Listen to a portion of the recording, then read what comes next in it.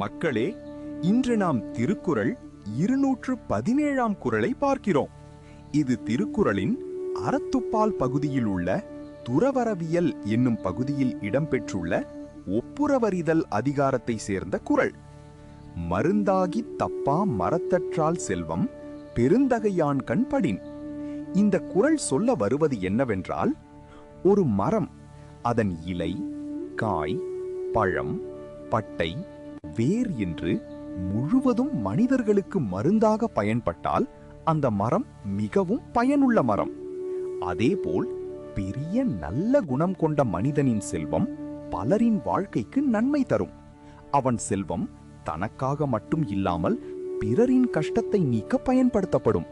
பசித்தவர்களுக்கு உணவு தரும், ஏழைகளுக்கு உதவி செய்யும், கஷ்டத்தில் இருப்பவர்களுக்கு நம்பிக்கை தரும். அதனால் அப்படிப்பட்ட மனிதனின் செல்வம் மருந்து தரும் மரம் போல உலகத்திற்கு பயன் தரும்.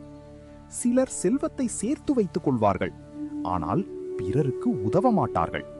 அப்படிப்பட்ட செல்வம் உலகத்திற்கு பயன் தராது. நல்ல மனம் கொண்டவரின் செல்வம்தான் பலரின் வாழ்க்கையை மாற்றும்.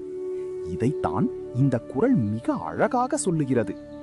மருந்தாகி தப்பா மரத்தற்றால் செல்வம் பெருந்தகையான் கண் படின்.